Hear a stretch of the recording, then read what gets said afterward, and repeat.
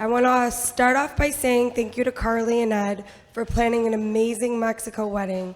I know it wasn't easy, but as you can see, it'll be well worth it. I'm Stacy, Carly's sister for those who don't know me, but I'm pretty sure I recognize everybody in this room. And I'm not surprised so many of you showed up for this amazing couple. Cheers to all of you for being here.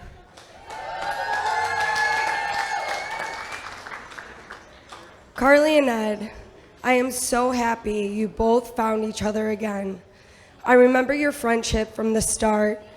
When we were in third grade, you became best friends. And I remember tagging along to all your adventures, to the creek, sneaking onto the golf course to steal golf balls, climbing trees, hanging out at Ed's house, watching him take electronics apart and put them back together before his dad got home. Sometimes he didn't get it back together.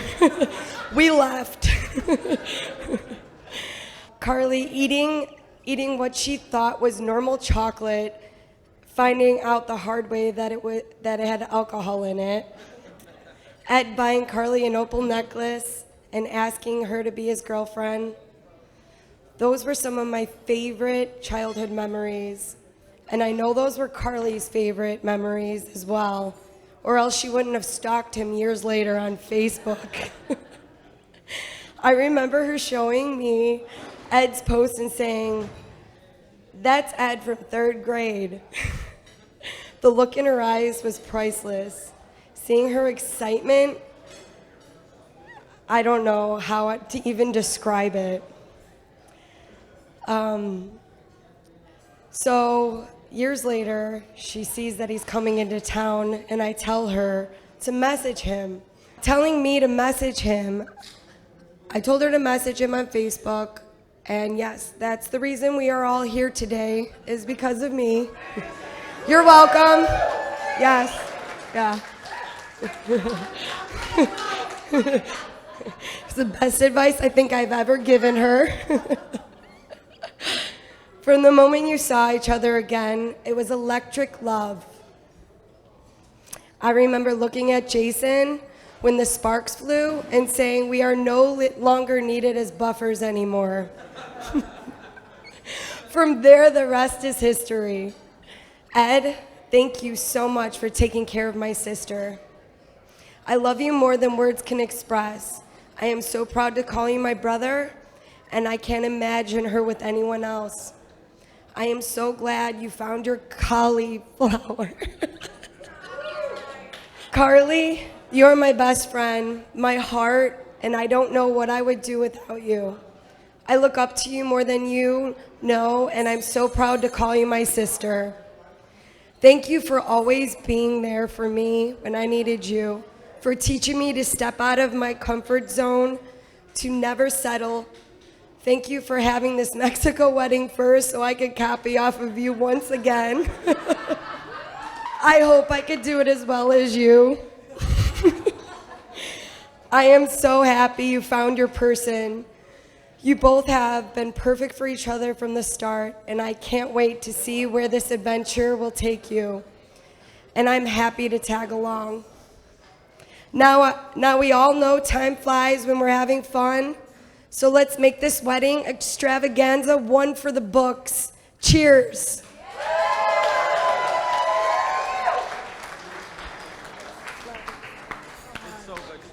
All right, well, if you guys didn't know, I'm Carly's little brother, and you guys can obviously see the resemblance, so. I grew up with Carly most of my life, but we never really got close until the beginning of 2020. I moved to New Jersey to live with her and Ed, and let me tell you, I've never met someone so funny and intelligent, but can also scare the living shit out of me sometimes. For the first 2 weeks, we went to cool-looking bars, fancy restaurants, and explored the beautiful parts of New Jersey. Next thing you know, this wonderful thing called COVID-19 happened, and we went on lockdown. 2 weeks turned into 2 months, and 2 months turned into a year, but thank God they had a comfortable couch. We basically treated it like a party. And Carly and Ed would always say to me, "Now, Michael, this is a marathon, not a sprint." And then I would wake up hungover the next morning thinking, damn, I should have slowed down when they told me to. We laughed, we cried, we argued, but most importantly, we grew together. I was finally at a point in my life where I could understand things better, and that's what made our relationship even stronger. A sister is a little bit of childhood that can never be lost, and I'm glad we found each other in the time of need. I love you, Carly. Thank you for everything you've done for me. Now, when I met Ed for the first time, this is what he told me. The two best days for a boat owner is the day that they buys it and the day that they sell it. Never buy a boat. I wanted to punch every single one of Carly's boyfriends in the face, but Ed was obviously different. He was actually funny, and I've learned a lot of useful things from him, and I've never seen someone care for Carly as much as he does. A couple years ago, we went downtown for Carly's going away party, and they stuck me into this bar when I was 18 years old. That is when I met Ed for the first time. Carly was busy with her friends having fun, and she left her purse unattended. Ed rushed over there and immediately took her purse and put it on for the rest of the night, and he actually looked pretty good in it too. That's when I knew he was the one. It's the little things. So Carly and Ed, I love you two very much. This is your day, and remember, marriage is a marathon, not a sprint.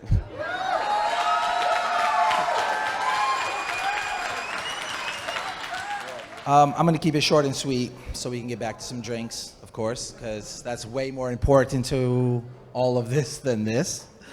I'd like to thank Ed for putting me on the spot because he knows how much I hate this kind of things.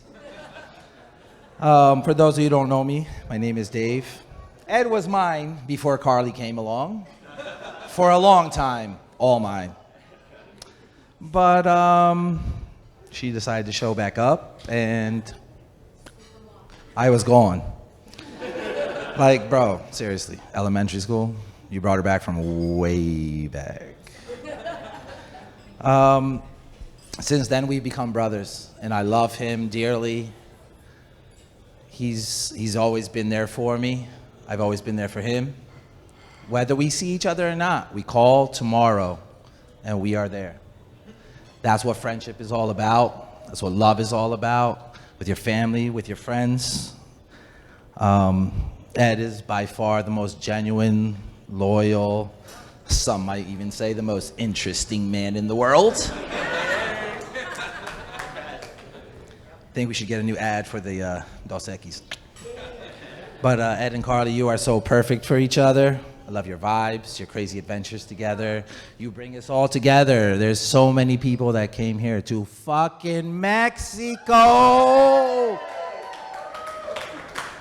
So with all that said, I love you more than anything in the world, guys. I love you. Raise your drinks. Let's all have a toast one more time for the lovely mix-upplers in the building. For those of you that don't know me, I'm the guy that Ed moved in with when he was finally getting his shit together after his DUI.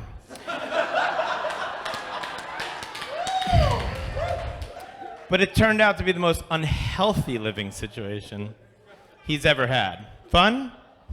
Oh yeah. Healthy? Nah. No.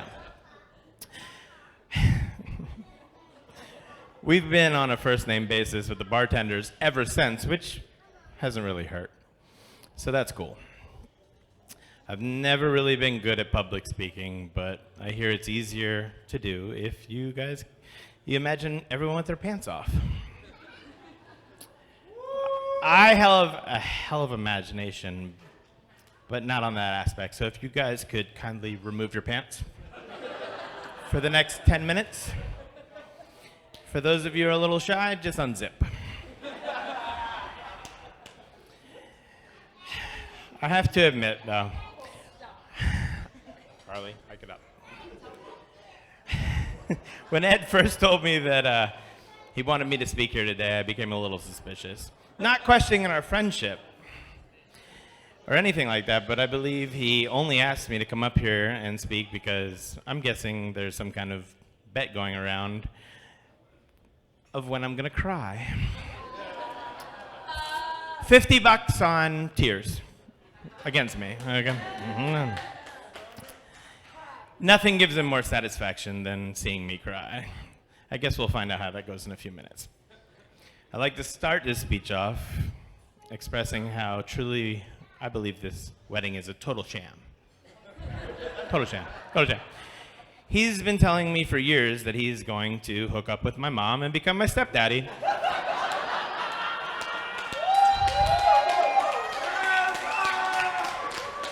And here he is with some other chick. Well, there was the moments. There was some. But let's be honest. I think everyone in this room is surprised he's actually getting married to a woman. It's a little disappointing, though. I really was hoping he would be my stepdaddy. I've been trying to get in this guy's pocket for years. And I'm not talking about the one with the hole in the pocket. All bullshit aside, this guy right here, the fuck? Shorty had apple bottom jeans, boots with the fur. The whole club is looking at her. She hit the floor. What the fuck? What the fuck? Who hacked this? Matt Brown? Matt Brown? Peter? Whatever. Anyway, I'm actually quite flattered that I was asked to give a little talk here today. Ed has so many amazing people in his life. I mean, he's a great dude. If he didn't marry you, he was either your best man or your maid of honor. He plays both roles well. People flock to him. Not me. But I had a speech to give, So I'm here. Ed and I have so many stories to tell. We're not going to tell them. Nah, not at all. But they exist, From flaming arrows into the sky drunkenly and running like idiots, so we did not take one of those same arrows to the neck. To the time that he flooded my bathroom and basement and creatively put my phone on the window ledge so he could blame me for doing it. Well done, sir. I'm glad Ed met Carly, also known as Carlos. She really gives him what he needs and even allows him to wear a dress from time to time. Little orphan Annie over there. She steers the ship of life for him. Somehow Ed met the female version of himself in his adolescence and then managed to convince her to marry him 30 plus years later. You really got tricked into that one, Carly. He was also incredibly excited to introduce her to everyone, especially me. He just couldn't wait to have someone on his side that could hang with my constant insulting humor. He found someone that could shut me up, or at least try. But then they gave me this mic. But I'll be good. For now. Ed, I'm so glad that you came into my life, buddy. I really am. I can't imagine a life without you. I can't imagine the adventures we would have missed out on if we hadn't met. You and Carly are forever family to me, and I'm looking forward to all things that life has in store for you both, and also looking forward to being part of it with you guys. Cheers.